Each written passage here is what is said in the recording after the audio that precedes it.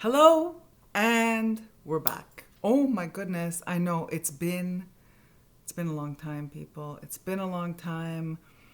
I'm very excited today to be recording this way, old school. Old school, you know what I mean? It's like, facing the camera. As you could see from the title below, I posted on my community tab a couple of weeks ago asking if people wanted to drop any questions they had for me for a Q&A. I have received comments there, which I'm going to include today, but also I invited people that if they wanted to be more private or if they wanted to DM me on Instagram and to email me from my website, whatever, you know what I mean? I I grabbed most of the ones off the community tab, if not all of them, and a few that I had on Instagram that were DM'd to me on Instagram. All right, if you're tuning in today for the first time, my name is Grace. My friends call me Grace. You could call me Grace. I'm Mary Grace Fahrun. I'm the author of Italian Folk Magic, Rue's Kitchen Witchery, published by Wiser Books in 2018. And I'm also Rue of Rue's Kitchen. My website, it celebrates 25 years in 2023 that it's been online. It's my website dedicated to the preservation of Italian folk customs and traditions.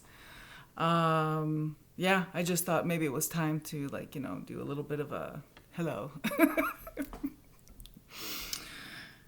Okay, lots has changed for me.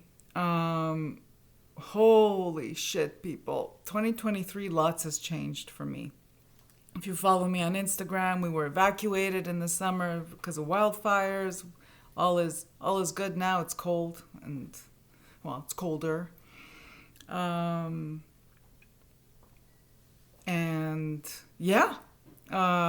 the rest of it, I will tell you about it as I go through the questions, okay? So here's the thing. I got one question that I was like, what? Because all the other questions were, folk magic or divination related, that kind of stuff. But this one came through Instagram, and it was, what are your thoughts on red lipstick? Would you ever wear red lipstick? And then it was like a whole, something about my red lipstick journey. It's like, okay. So I'm wearing red lipstick today, and I'm going to answer this question. Anyway, this question was, of course, it piqued my interest. It's like, freaking love lipstick. I could talk about lipstick and makeup as it's a special interest, people. It's been there my whole life. Makeup, perfume, and divination are the three are the three things of my life in terms of special interests. I like that term, special interests. Here we are. They're not hobbies. They're things that I really am passionate about. Okay, so as you know, I'm Italian American. I was raised by Italian immigrants. The Italian word for lipstick is rossetto. And rossetto is lipstick. And it also is, the root word is red. So literally red. My first lipstick was red, and I was 13. I was junior high. I wasn't allowed to wear it, people. It's like it was one of those things. You bought it at the drugstore. You kept it in your locker at school, and you put it on, and you made sure to wipe it off before you went home, or else. Anyway, and it was a black cherry red that I had fallen in love with when I was a kid. When I was in grade school, I was involved a lot in acting and musicals and stuff like that, and performing. And there was always a teacher with a lipstick tube and lip brush, and it was always, for stage, it was always a deep cherry red. This is the 70s. And that's where my love for red lipstick was born. Red has been my staple lipstick my whole life. And it's not because it's vintage. I've always been a vintage girl. In the 80s, my aesthetic was I wore makeup inspired by movie magazines, and I'm like the golden age of Hollywood, because in the 80s it was a lot of 50th anniversary magazines were coming out for Hollywood. There was a lot, the 80s was a revisiting the golden age of Hollywood a lot. I was into the music. The vintage clothing I found at the Salvation Army was 50s, clothes from the 50s and stuff like that. So that was my aesthetic. It was vintage 1950s with a little bit of early 60s, but not mod or anything like that. It was, from the 40s, World War II to 1962 was kind of my range. No. To be young, people, to be young. So good. All right, so good. Also coincided in the 80s with that whole new wave, and then with that new wave goth kind of thing. So yeah, so it's always been red lipstick. I'm going to answer your questions too. I didn't even ask you if I could use your name, so I'm not going to say your name. But the shades were at the start in the 80s, it was Revlon, it was Black Cherry, love that red, certainly red, Revlon red. And then in the 80s, in the late 80s, I worked for MAC, and of course, Russian red was the late 80s and through the 90s. And in the 90s was the overlap of Viva Glam. If you're into makeup, you know all these ancient things I'm talking about. Although, MAC is still around, even though it's Estee Lauder. I think it's Estee Lauder, isn't it? And Russian red is still a lipstick shade. I don't know about Viva Glam. If the first Viva Glam, because and that one was like a deep brick red, like a little bit of a dried blood red. Beautiful people, beautiful. And yeah, and then that's pretty much the early 90s brought with it Viva Glam and number 18 in Chanel. That was a splurge, people. That was a big splurge. That was a lot of money for very underperforming lipstick. It was in France and in Montreal. It was Rouge Noir. I think in America it was number 18 Rouge Noir, and I think in America it was Vamp number 18. Pulp Fiction, Mia with the Rouge Noir nails, and I think her lipstick was Rouge Noir as well. You know what I'm saying. Well, maybe not, but I'm sorry. No. Look how much time I'm taking talking about lipstick. Who's the person who sent me this question? Because I don't know. It's a handle that sent me. It's it's a social media handle that sent me this question. But it's whoever sent me this question must have known I was going to blab about this for a bit. Am I done yet? No, I'm not. Okay, so I'm wearing red lipstick today.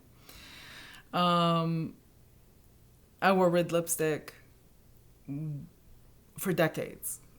It's my go-to. It's my comfort zone. I tried to do the nude lip. It didn't work for me.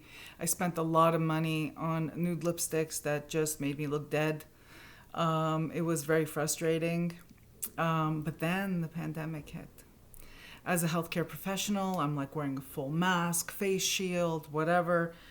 I'm not going to wear makeup under that, especially certainly not my usual face, which is today I'm wearing my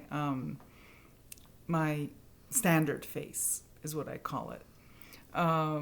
This has been the makeup I've worn since the 80s. It's a comfort. This is a comfort look for me.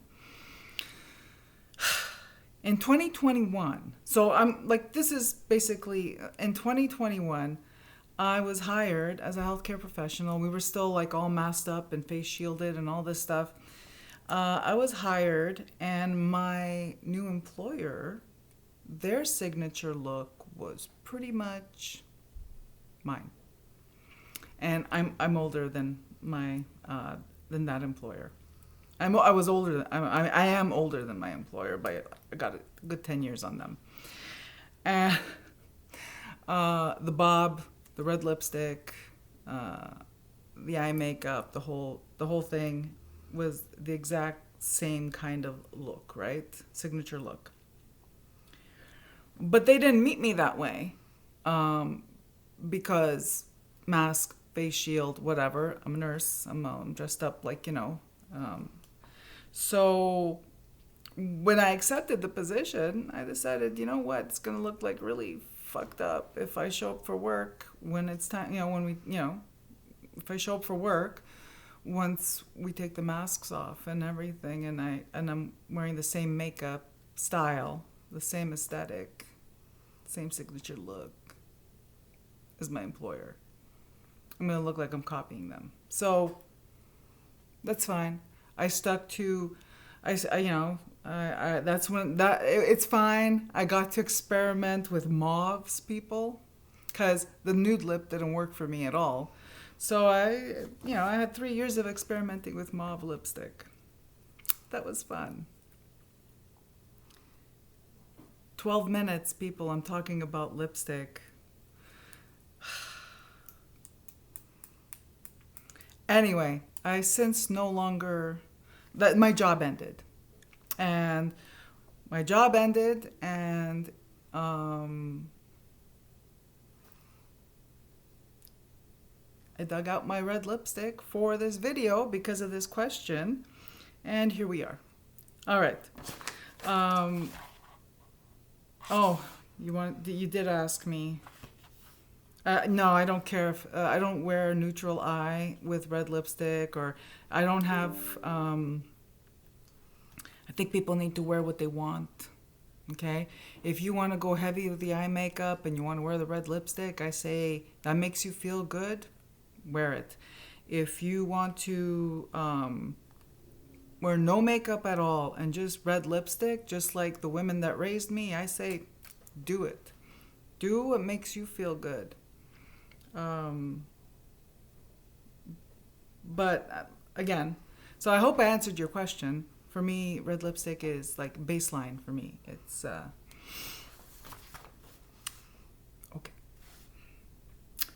What was it? Okay, so this is the next one that I got. This one came via email. What was it like growing up Italian?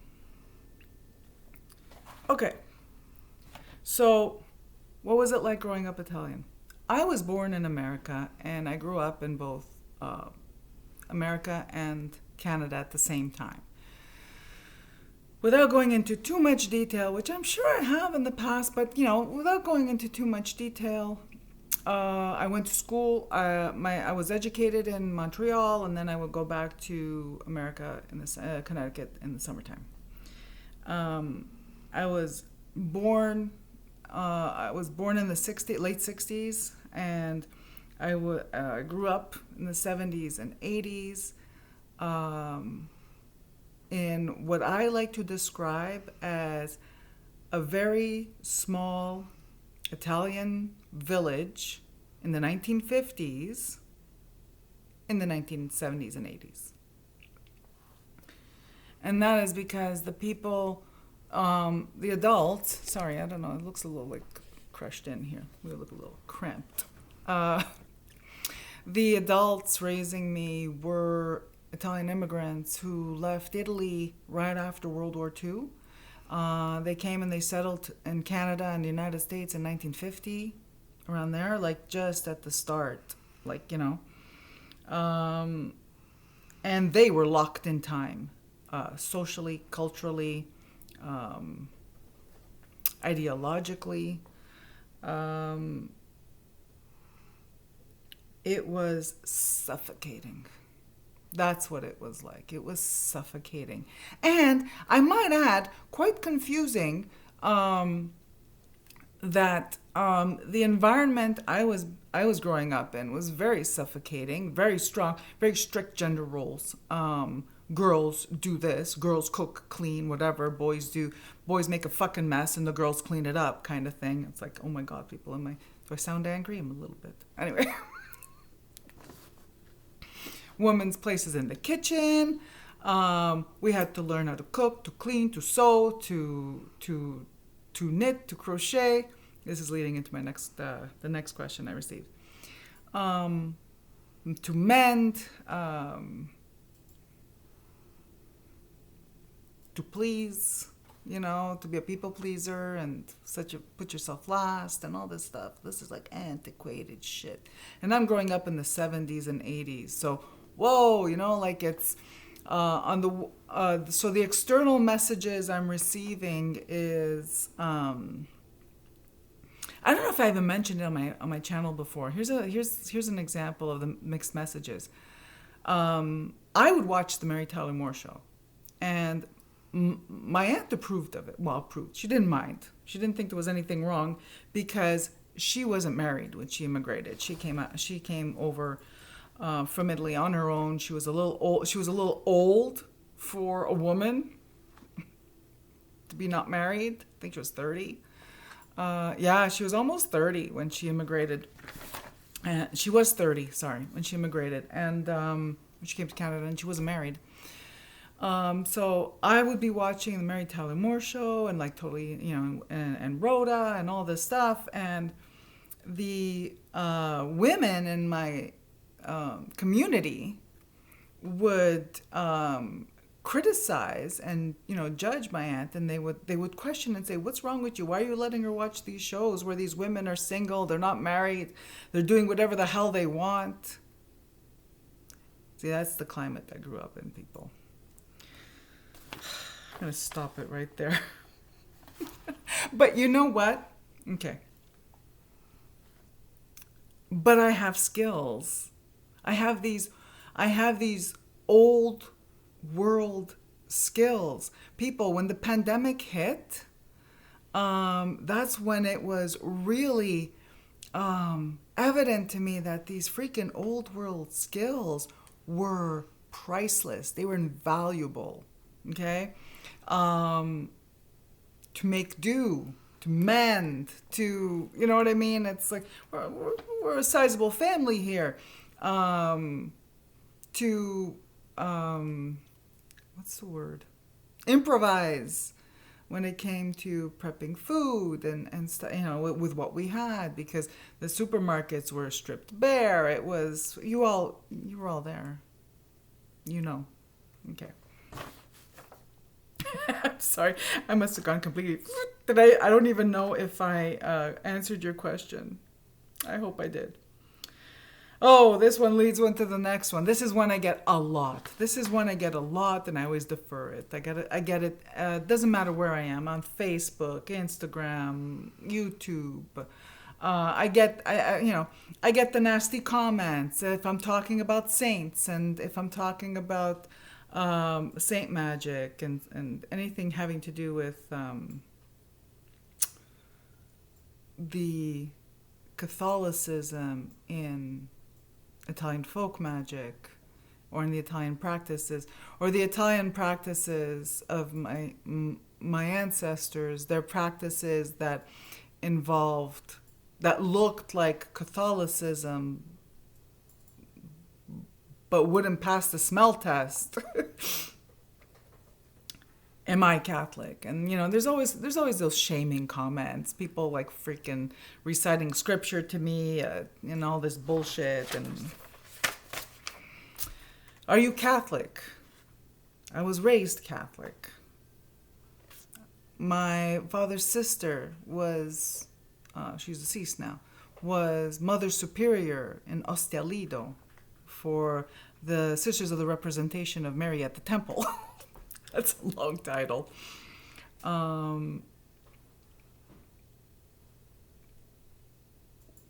Even though we didn't go to church every Sunday, I was expected to at a certain point. I received my first Holy Communion. I was confirmed. But I left the church. I was quite young.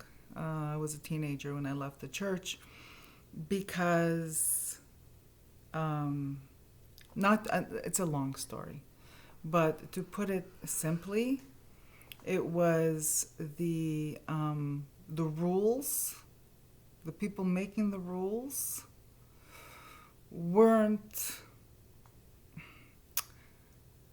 abiding the rules. And I observed that. And I also saw people, my friends, suffering because they were different. And it was picked up that they were different. Their sexuality was not in line with what was required to be part of this club. And I left.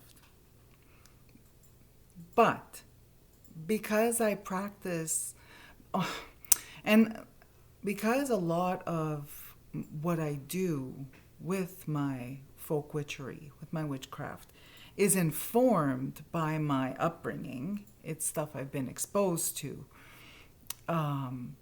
It is informed by the Catholic elements, but I am not Catholic. Crochet. So let's lead into crochet. Oh my goodness. Okay, I got a couple of questions about crochet and knitting. Thank you. These were on my community tab. Julie Hewitt, 2501. Hello, I'm interested in your knitting and crochet practice. Would you mind sharing more about that? When I'm trying to keep track of what row I'm on in my knitting, I remember the Major Arcana card associated. That's incredible. Okay, when I read that, I was like, I'm an amateur. This is good stuff. So what I'm understanding, Julie, is that when you're knitting, and if you are keeping track of what row you are on by a Major Arcana card, then I imagine that you are pondering that energy, or you are meditating on that energy while you're working on your knitting, and I think that's freaking magical. So wow, thank you for sharing that. And then Carrie Patricia 8419. Oh my God, sorry people, it's terrible what I'm doing here. I hope I got that out right. Second, a comment about crochet and knitting. I love your bag for the Kantiji and the other one with the leaves on top. Oh yeah, when I'm in my granny era, people. I'm in my granny era. Would enjoy seeing other projects. Do you have stories about the crocheters in your family? I will tell you this. I will tell you how I learned to crochet. I was, and I don't know if I've told this story before, but I'll keep it brief. I was 5 years old. I was in Connecticut because I think I did like a month or two of kindergarten in French in Montreal. By the time it was all sorted out because my parents were divorced and I was living with my aunt and uncle. But it was the summer and I had gone back to Connecticut to stay with my dad. And this wonderful woman, her name is Violet. She is deceased. She is in my heart. She's my fairy godmother. She was a kind and solid example of unconditional love in my life. Probably the only example of unconditional love in my life. Barring my mom, because my mom was as well. But she was also my mom. Anyway, She taught me how to crochet because I was curious. I found a ball of yarn and a crochet hook in her living room. She showed me how to crochet, and I made a chain about 17 feet long. That was the first thing I ever crocheted. And crochet has always been something that I go back to for comfort, because it reminds me of Violet. And my mom was an incredible artist. My mom was an incredible artist. Design, drawing, and stuff like that. Knitting, crocheting. She would think of something, see something, look at a picture, whatever, and she'd whip it up like in no time. When my mother died in 2012, that's when I really started to, that's when I really picked up crochet again. It's always been part of my life in the background, something I went back to. But I really picked it up and haven't put it down since my mother died in 2012. And it is a practice that I do in order to spend time with her spirit. And I shit you not, people, I'm still a noob. I've been crocheting since I was 5. That's 50 years, right? Knitting, I learned how to knit recently, I would say about 10 years ago. And total noob, except when it's a practice, it's a spiritual practice where I'm communing with the spirit of my mom and Violet. And Violet wasn't, I don't remember her being totally into crochet, but she just knew how. But my mom was extra. And that's when I create, like, that's what I mean when I think in a previous video I said, I don't know what I'm making until I made it. And it is part of a bigger, it's part of that communing with ancestral spirits, which is why I typically make things that have other meaning. I've made myself, I've knit, like, I haven't knit a lot of stuff, but I knitted myself a shawl that I wear that, because of the fiber that I used, it looks a little ratty, like it's made of raven feathers, or it gives it suggests that. So I think my aunt who raised me was more of a doily crocheting person, and I never really got into that. The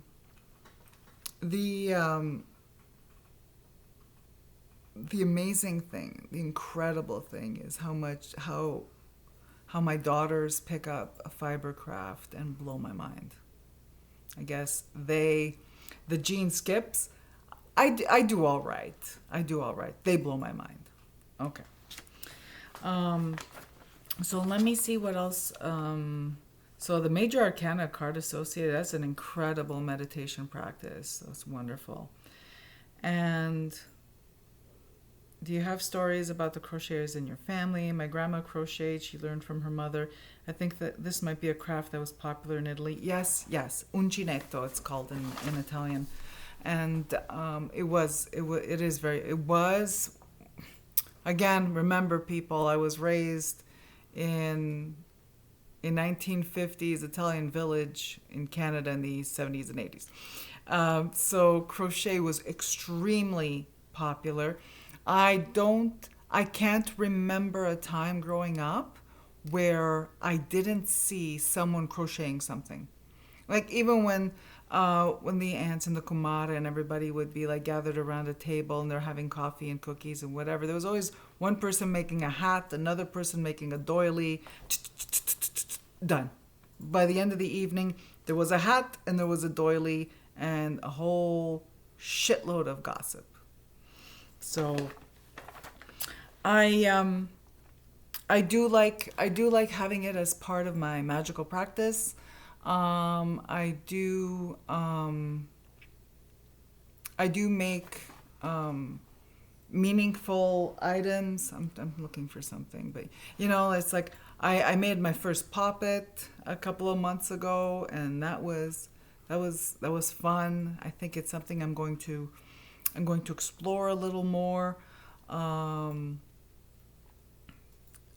See if making them out of a natural fiber, and maybe even making them available every now and then. I'm not promising anything for sale.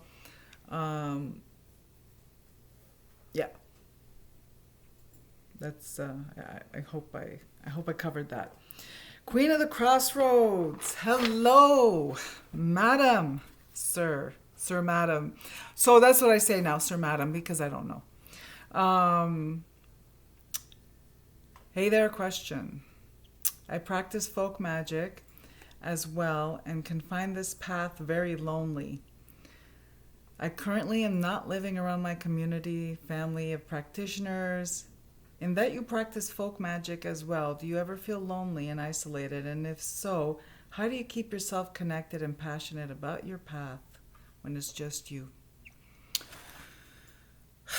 This one, this question, I have a lot of feelings about. It's for me, it's a double-edged sword. Um,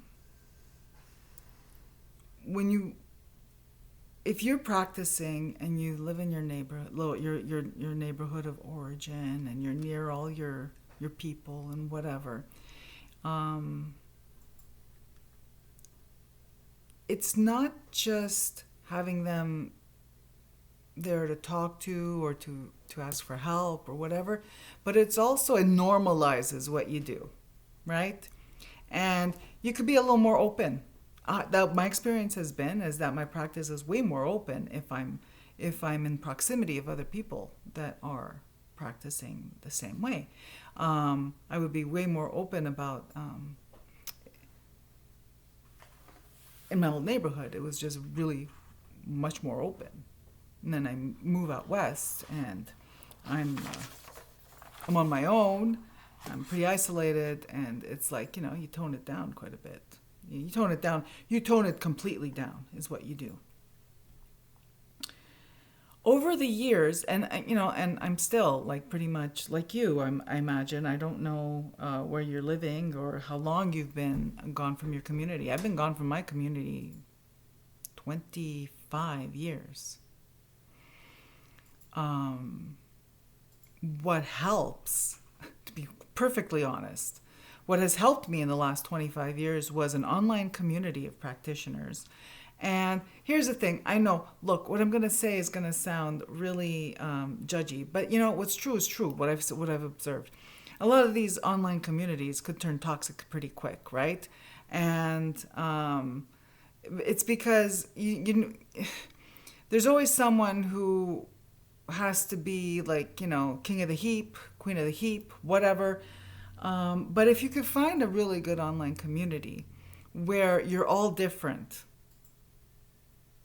you're all magically inclined, but you all approach it from a different angle, I think that is the most productive in terms of having a community. Because it's almost like you live in the same town, you all practice some kind of folk magic, but some of you are Polish, some of you are Italian, some of you are from Haiti. See, I'm just describing my my neighborhood of origin. Some are from Ukraine, some Cuba. So that's what my neighborhood was like. So I have found it always, in my experience, was far more helpful to be in a mixed community than, let's say, in a community of just Italian folk practitioners. And although I did find that to be rewarding, I also found it a little, like any insular group, right? It's a little insular. So I don't know if that was helpful. But aside from that, aside from finding a community, an online community, if you're like, living somewhere where you're not anywhere near your people, or people that, think like you do, or have are in line with your beliefs, we need one friend. You need one friend, a long distance friend. I have someone close to me. I have a few people close to me, but I have someone I speak to every day. We are both folk practitioners, completely different background, completely different ethnicity, but folk magic is universal, man. It's universal. We have so much in common in terms of our folk magic practice, and we bring different things to the table. When we share, we end up cross-pollinating each other, and that is what it's all about. So, but I do know what you mean by it's lonely. But you know what? Let me let you in on a little secret. When you're a folk magic practitioner, it's solitary work. It's the folk magician, the folk witch. Our folk witchery is a solitary practice. It's a solitary path. But we don't work alone because of our spirit courts. Because of our spirits and our spirit courts, our ancestors, spirit of place. So, plant spirits, animal spirits. So, yeah. I hope that was helpful to you. You probably do have someone in your life that lives in another town, another city, another state, another province, another country, another continent that you can share with. If you don't, DM me on Instagram. Next. Oh, and I think, my goodness, the timing, I'm going to have to wrap this up pretty quick because I'm already at 37 minutes. And all right, so I answered that. Well, at least I hope I answered that. I have some tarot questions. What are your current favorite decks? Oh my God, who doesn't want to talk about that? Okay, so I received for my birthday, two decks. One I knew I would like one I was interested in, and one that was a total surprise. And thank you if you're watching. I freaking love you because I really love what you sent me. All right, the first one is, I'll go tarot first. Tarocchi, sorry.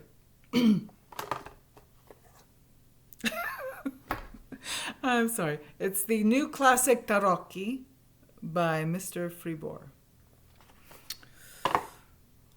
People, I received this in August and I haven't put it down. I was never interested in the, what is it, Trionfi de la Luna? No, those were not for me. Those images. As a child, I went through a lot of trauma, a lot of abandonment, a lot of loss, a lot of bad shit, and those faces were in my nightmares. I don't need them on my tarot cards, but these are incredible. What I love about Mr. Fribourg's Tarocchi is, first of all, the art is incredible. The art is totally my thing. I'm normally triggered. Okay, here's a little tidbit about me. I don't know if I've mentioned it ever on my channel, but Italian decks trigger me. They trigger me, especially the faces in them. They look like people that I knew. Okay, and I don't know. I'm just triggered by that, and it just gives me bad vibes, man. It just gives me bad feelings. I cannot stand. But you know what? What I love about this deck, everybody's dead. So if you know me, you know what I mean. I love this because the courts, they're dead. Look. Il Bagatto, the trickster, the magician in English, is dead. They're all dead. And it lines up. This is a tarot deck, the one. The pips are not, they're not the,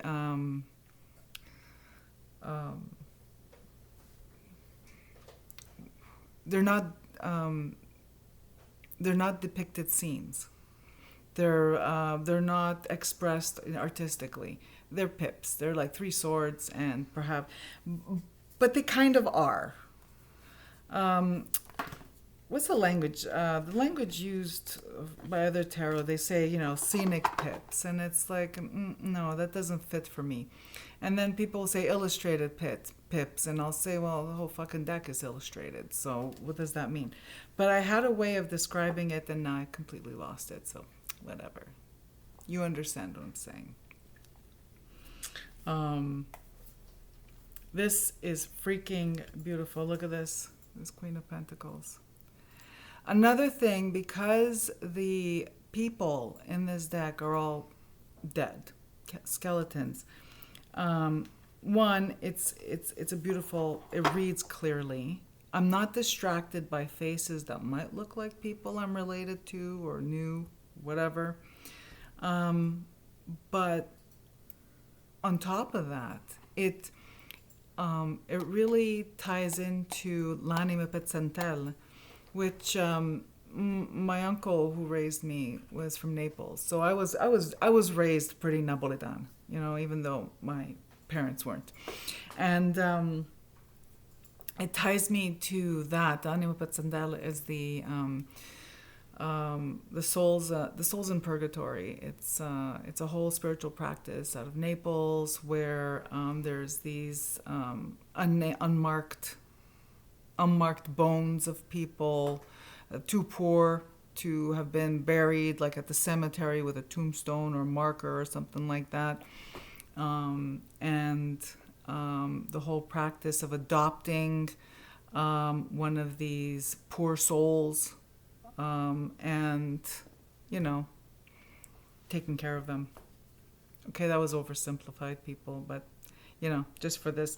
Anyways, this ties me to that practice that is dear to me.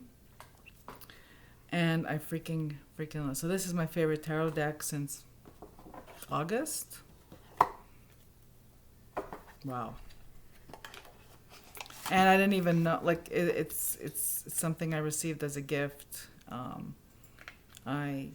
It's like the person who sent it to me knows me better than I know myself, so thank you. And the other favorite, oh my God, same creator, Monsieur Fribord, or Mr. Fribord, is Purgatorium Hex. This, okay, I'm just going to show you some cards. This is an oracle deck that on the surface looks like one thing, and then when you read the guidebook, it's totally something else. Every time I pick up this deck, on the surface it's something, and then it's completely something else. I think it's the best at depicting the ridiculousness of the human condition. we all have to live it, but this deck really explores the ridiculousness of the human condition, the ridiculousness of humans, hubris, and the art. Again, both of them are just beautiful works of art. I am so grateful to have both, and I'm a little obsessed. I also have the expansion pack for the Taraki Classic. Love it, love it, love it. And the last question. Oh, yeah. So those are my two current favorite decks.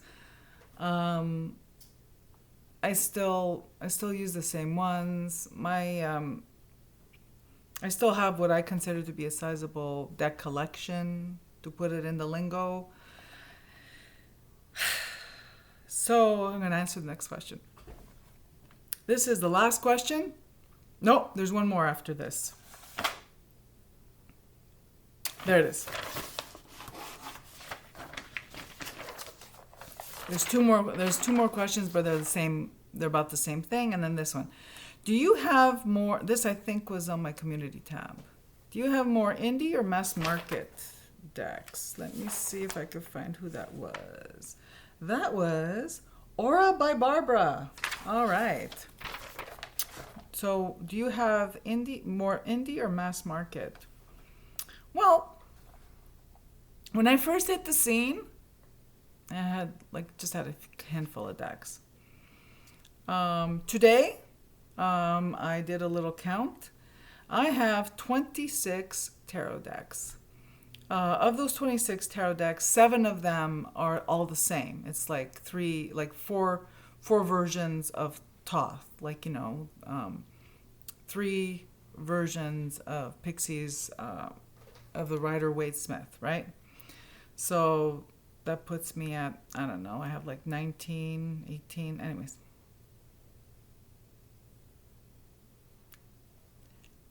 I'm not going to do the math, but I did do the math. So I have 8 indie tarot decks and 18 mass market. And the 18 mass market counts, is counting those, the duplicate copies or duplicate versions of the same tarot deck. Oracle. I have 24 what I count as 24 Oracle decks, and that's because some of them are paired. You know what I mean? It's like if I have from the same author, the same author, artist, the same Oracle deck, but they issued a volume 1 and volume 2, I count those 2 as one. So I have 24 Oracle decks. And the only reason I have more tarot decks than Oracle decks is because, like I said, about 8 of those are the same ones. So I do have less individual tarot decks, unique tarot decks, than I do Oracle decks. 11 are indie, 13 are mass market. So overall, it's split down the middle. And we're wrapping up. Let's see. Oh, this was on my community tab. I had the same kind of question. Okay, so this question is one of my most frequently asked questions as well.